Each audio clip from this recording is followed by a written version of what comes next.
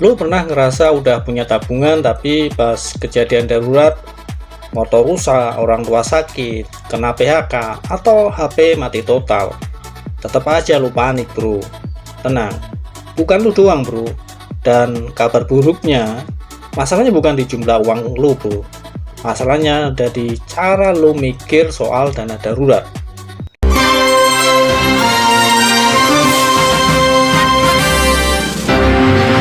Hari ini gue bakal bongkar kesalahan dana darurat yang paling sering diabaikan. Dan ini alasan kenapa banyak orang ngerasa kok hidup gue rapuh banget ya.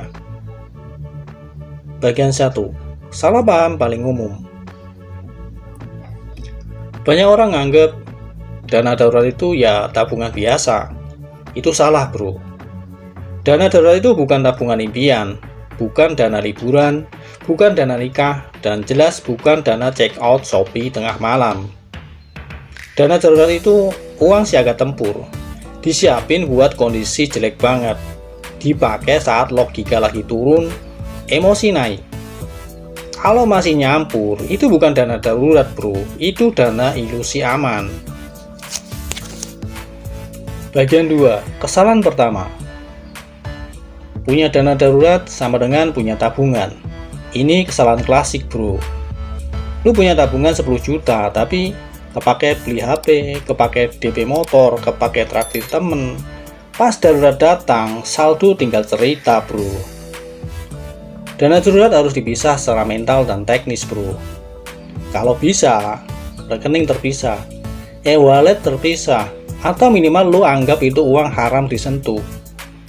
Kalau gampang diakses buat gaya hidup, itu bukan dana darurat bro.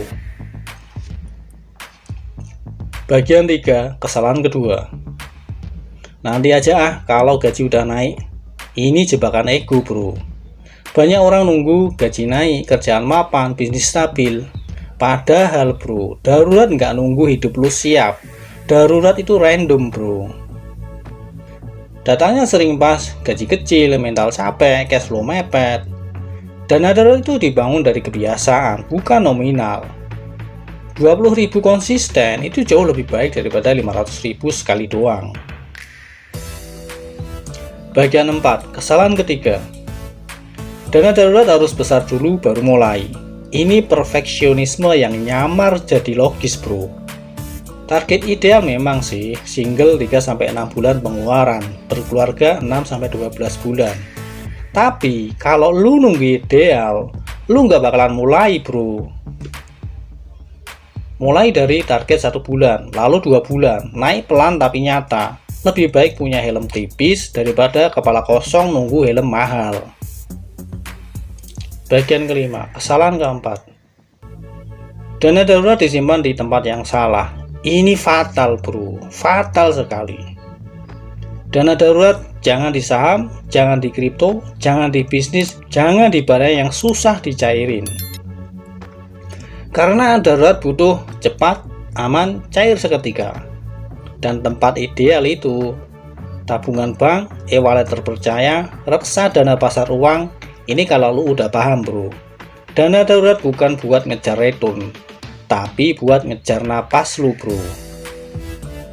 Bagian 6. Kesalahan kelima. Dana darurat dipakai buat hal setengah darurat. Ini yang paling sering terjadi bro. Contoh, pengen ganti HP karena udah lemot, ikut flash sale karena murah banget, liburan karena butuh healing. Stop bro. Dana darurat itu sakit, kecelakaan, kehilangan penghasilan, karena bencana. Healing itu penting, tapi bukan prioritas dana darurat bro. Kalau dana darurat sering kepake buat lifestyle, artinya gaya hidup lu bocor cash flow bro. Bagian 7. Cara bikin dana darurat anti gagal. Ini framework simple bro. Yang pertama, tentukan nominal bulanan. Kedua, pisahkan rekening. Ketiga, auto debit di awal gajian. Keempat, anggap uang itu tidak ada. Kelima, evaluasi tiap 3 bulan. Nggak seksi sih, nggak viral, tapi kerja bro. Bagian 8. Pesan buat Gen Z. Lu nggak miskin karena lu males bro, tapi karena nggak pernah diajarin sistem bertahan hidup finansial. Dana darurat itu bukan buat kaya bro, tapi buat supaya lu nggak stres, nggak panik, nggak ngutang tiap ada masalah, dan dari situ baru lu bisa mikir naik level bro. Closing, kalau lu ngerasa kayaknya ini gue banget sih, good bro, artinya lu sadar sebelum terlambat bro.